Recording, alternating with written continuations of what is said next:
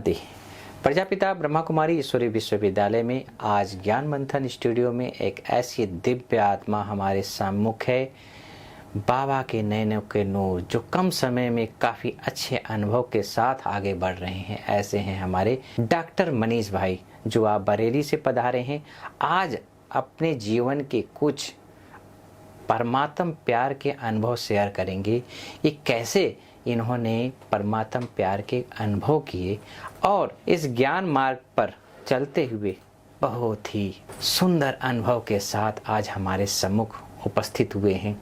आप देश विदेश में करीब 15 से 20 देशों में जाकर मेडिकल कॉन्फ्रेंस अटेंड किए हैं। अमेरिका, रसिया, सिंगापुर, दुबई, ऐसे कई देशों में जाकर आपने कॉन्फ्रेंस अटेंड किए हैं। के पेशे में आप डॉक्टर हैं और आज हमारे ज्ञान मंथन स्टूडियो में पहुंचे हुए हैं।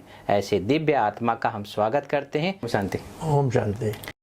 मनीष भाई, सर्वप्रथम ये बताएं कि आपने जब ये ब्रह्मा कुमारी का ज्ञान लिया तो विशेषकर क्या विशेष अनुभव हुए और आप इस पे चल पड़े? जब मैंने ज्ञान लिया तो बरेली में मैं इनका मिथिलापुरी में जो सेंटर है जी, वहाँ जाता रहता हूँ और बृहस्पति के दिन तो हमेशा हम जाते हैं वहाँ पर और काफ़ी कुछ हमें ज्ञान प्राप्त हुआ थोड़े अल्प समय में ही। बाबा की ऐसी कृपा है, जो चीज़ हमें प्राप्त नहीं होती थी वो प्राप्त होने लगी और हम मेडिटेशन भी करने लगे, योग भी करने लगे और भी बहुत जो कुछ परेशानियाँ थी वो अपने आप सब पता ही नहीं लगता था अब हम परेशान हैं। और यहाँ जब हम आए हैं यहाँ माइंड बॉडी कॉन्फ्रेंस में तो यहाँ का तो बहुत ही बढ़िया अनुभव है। यहाँ माउंट आबू का इतना अच्छे सब डिस्कोर्सेज हो रहे हैं मेडिटेशन पे और भी जो वक्ता हैं बहुत बढ़िया हैं यहाँ जो बुलाए गए हैं और करीब मेरे ख्याल से 1500 doctors all over the country यहाँ पार्टिसिपेट कर रहे हैं। डॉक्टर साहब, आप जैसे आप बता रहे हैं कि अनुभव की खान हैं आप। हाँ। जब आपको ये पता चला कि परमात्मा सृष्टि का नियंता इस सृष्टि पर आया हुआ है, तो विशेष आपकी उत्कंठा कैसे जागृत हुई? कैसे उनको मिलन का जो अनुभव है वो अनुभव शेयर करें। बाबा आए लेखराज जी के उसमें शरीर में आए और वो वहाँ से यहाँ इंडिया में आए तो जो उन्होंने 3 चीज़ें बताई हैं गॉड को, जनरेटर, ऑपरेटर एंड डिस्ट्रॉयर। जी। तो जनरेटर ब्रह्मा बाबा, फिर विष्णु जी और बाद में शंकर जी। तो इन तीनों से ऊपर जो हैं हमारे शिव बाबा हैं जो निराकारी हैं, निराकार में हैं। जी। तो मुझे तो यहाँ के ऐसा लगा कि मैं भी निराकार हूँ और मैं तो आपको बता रहा हूँ कि इतना अच्छा अनुभव तो मुझे आज तक हुआ ही नहीं। मैं इससे पहले जो थे बनारस यूनिवर्सिटी में था professor and head of department नाक कान गला विभाग में। तो फिर हम बरेली में आ गए, बरेली में अपना अस्पताल खोल लिया। हमारे पुत्र जो हैं वो न्यूरोसर्जन हैं बरेली में। भक्ति मार्ग में आप जब थे, जब ये ज्ञान आपको प्राप्त नहीं था और आप जो हैं परमात्मा को हर जगह ढूंढ रहे थे और कह रहे थे कि तुम ही हो माता पिता सखा बंधु, तुम ही हो, है ना। जब आपको ये सर्व संबंधों का सुख इस ज्ञान मार्ग में आपको प्राप्त हुआ तो विशेषकर कौन सा संबंध आपको सबसे प्रिय लगता है? जो यहाँ आत्मा बताते हैं, जो यहाँ हमें ज्ञान दिया गया आत्मा के बारे में, वो हम उसको अब रियलाइज कर रहे हैं कि ये शरीर नश्वर है, ये शरीर कुछ नहीं है, आत्मा ही मेन है। तो उसी को हम जो है कुछ उसमें ले जाएं, आत्मसात कर रहे हैं। आत्मसात कर रहे हैं। डॉक्टर साहब, जैसे कि आप यहाँ कॉन्फ्रेंस में आए, इससे पूर्व आप घर में आपकी दिनचर्या क्या है? 4 बजे उठ जाता हूँ, 4-5 बजे कोशिश करता हूँ 4 बजे उठ जाऊँ। मेडिटेशन वगैरह करता हूँ, योग करता हूँ, कुछ और एक्सरसाइज करता हूँ। फिर उसके बाद मुरली सुनता हूँ बाबा की पूरी और फिर उसको अपने जीवन में आत्मसात करता हूँ। दोपहर में हम जो ये शिवानी जी ने भी कुछ दिया है वो भी हमने लिख लिया है, वो भी हम पढ़ते हैं, उसको मेमोराइज करते हैं। शिव बाबा का ध्यान करते हैं बार बार 3-4 दफ़े 5 दफ़े दिन भर में। रात्रि सोते समय भी ये दोहराया जाता है। माना सारा दिन आप ज्ञान योग में ही पलते रहते हैं। जी डॉक्टर साहब, जब आपकी पूरी दिनचर्या आध्यात्मिक है जी, तो आप अपने मन और बुद्धि को किस तरह से सेट करते हैं अपनी दिनचर्या को, ताकि मन बुद्धि भटके नहीं, इसके लिए आप क्या उपाय अपनाते हैं? सात्विक लोग हैं, सब वेजिटेरियन खाना खाते हैं, प्योरिटी रखते हैं। तो अगर माइंड ये भोजन से ही कहते हैं कि भोजन से ही पाप कर्म होते हैं, हाँ, अन्न का प्रभाव मन में अन्न पड़ता का है। प्रभाव मन में पड़ता है, तो उसको अन्न को शुद्ध रखते हैं। मन बुद्धि संस्कार कहा है ना, ये आत्मा के शक्तियाँ हैं। शक्तियाँ हैं, जी जी जी। तो उनको हमें विकसित करना है कि वो हमारी सही रहे शक्ति, इम्प्योर ना हो। डॉक्टर साहब, आपकी हॉबी क्या है? लोगों को मदद करना, जिसे कोई ज़रूरत है उसको हेल्प करना। एज ए डॉक्टर हम मरीज भी फ्री में देख लेते हैं। पहले हम बहुत मेडिकल कैंप वगैरह लगाते थे। हम रोटरी क्लब वाराणसी एलीट के चार्टर प्रेसिडेंट रहे हैं, अच्छा। तो उसमें काफ़ी हमने मेडिकल कैंप वहाँ लगाए। हज़ारों लाखों पेशेंट्स सब कैंप में देखे, दवाइयाँ फ्री बंटवाई। डॉक्टर साहब, जब आप माउंट आबू में पहली बार आप यहाँ आए हैं, तो यहाँ पर विशेष आपको क्या चीज़ ऐसा आकर्षण लगा कि ये चीज़ भाग गया कि सचमुच में ये एक लाइट हाउस है, यहाँ से सारे विश्व में सुख शांति आनंद प्रेम पवित्रता की किरणें जा रही है।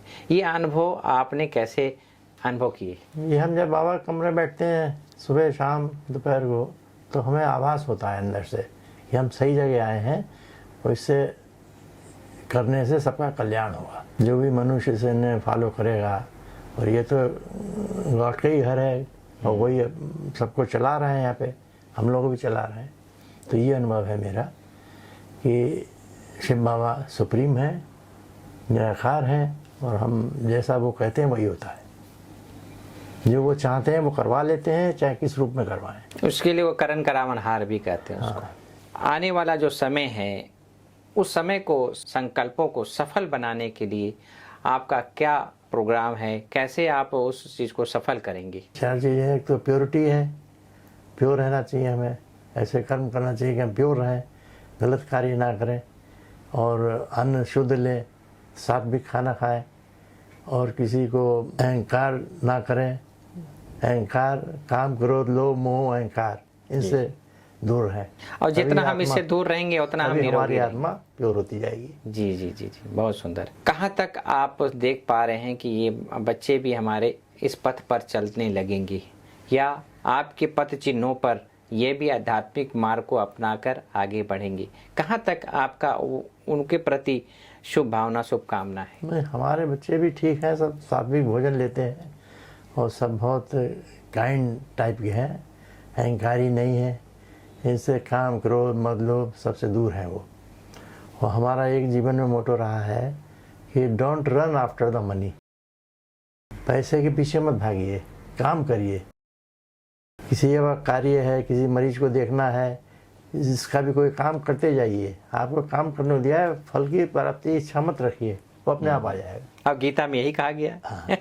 Never run after the money. जी जी जी, हमारे कि कर्म कर लो, फल की चिंता मत फल करो। की चिंता मत करो। पैसा तो अपने आप आ जाएगा, उसको पीछे भागनी चाहिए। कोई चीज आप भागेंगे पकड़ने लिए तो और भागती जाएगी, आपसे दूर होती आप अच्छे कर्म करते जाएं, पीछे पीछे धन दौलत रुपया पैसा सब कुछ आता रहेगा। सब आता रहेगा।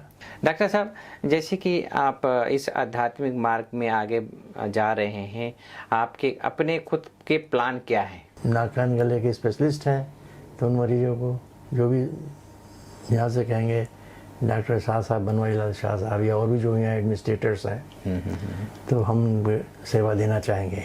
तो डॉक्टर साहब, आप एक प्रकार से डॉक्टर हैं पेशे से, और आप दवा देते हैं, तो आप दुआ का महत्व कितना रखते हैं कि भाई आप परमात्मा को याद करो तो ये ठीक हो जाएगा? ये दुआ का जो महत्व है, आपका विजन, आपके दृष्टिकोण क्या कहता है? हम भी लोग भी जब ऑपरेशन वगैरह करते थे, कोई मरीज बिगड़ जाता है तो भगवान को याद करते थे। वो एकदम जैसे आप ऑपरेशन कर रहे हैं, खूब ज़ोर से ब्लीडिंग हो गई, नहीं कुछ समझ में आ रहा है कहाँ से हो रही है, तो भगवान को याद करते थे तो कोई सोर्स मिल जाता था, वो ठीक हो जाती थी। तो हर स्टेज पे आपको भगवान की ज़रूरत है। आप ये सोच ले कि मैं बहुत बड़ा डॉक्टर हो गया, ये हो गया, नहीं चल सकते आप। माना दुआ बहुत बड़ा मायने बहुत रखता बड़ा है। मायने रखता है। हमने देखा अपनी लाइफ में कि एक बिहार की औरत आई थी वहाँ पे, उसका कान का ऑपरेशन किसी ने कर दिया था, नहीं जानते होंगे या जो भी है, तो उसका आधा से ज़्यादा ब्रेन निकला हुआ था। अच्छा, साइड से वो सरवाइव कर रही थी। हम लोग ये चौंके, ये कैसे जिंदा है? ये परमात्मा दुआएं ये दुआ है कि जिसको रहना है रहता ही कोई है। कुछ कर ले, वो रहेगी, वो जिंदा रही। हमने ऑपरेशन कर दिया उसका, हम तो बहुत जिंदा नहीं वो।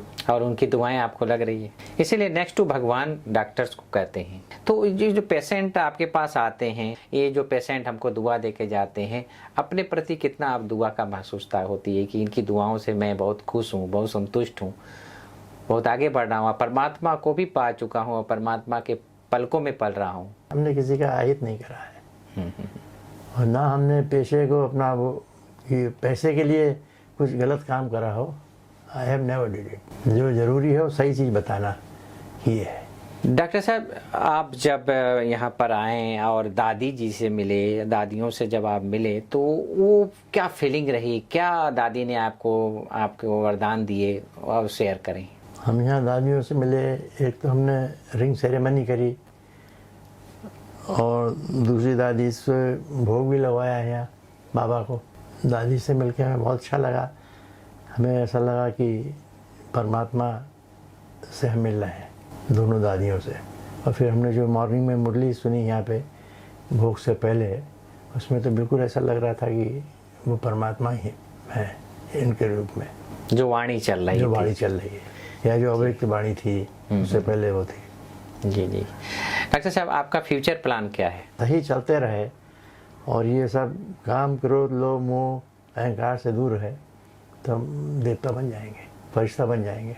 तो डॉक्टर साहब, आपसे मिलकर बड़ा ये अच्छा लगा कि सचमुच में परमात्मा ने अपनी धरती पर अपने गोद में बुलाया है कि ज़रूर आपको भविष्य में कुछ न कुछ ऐसी विशेष सेवा आपको देने वाले हैं। बहुत अपने अच्छे अनुभव शेयर किए, इसके लिए भी हम आपको बहुत बहुत धन्यवाद देना चाहेंगे। दोस्तों, जीवन में उतार चढ़ाव आते हैं, हर परिस्थितियां आती हैं, परंतु सब परिस्थितियों को पार करते हुए हम सदा ही परमात्मा प्यार के छत्र छाया में आगे बढ़ते रहें, स्वयं को निर्विघ्न बनाते हुए न दुख दे न दुख ले, सदा सुख देने की भावना, सुख लेने की भावना हमारे मन में होती है। हम सदा आगे बढ़ते हैं और सबकी दुआओं के पात्र होते हैं। ऐसे हैं हमारे डॉक्टर मनीष भाई जी। आज ऐसे व्यक्तित्व के साथ हम मुलाकात किए।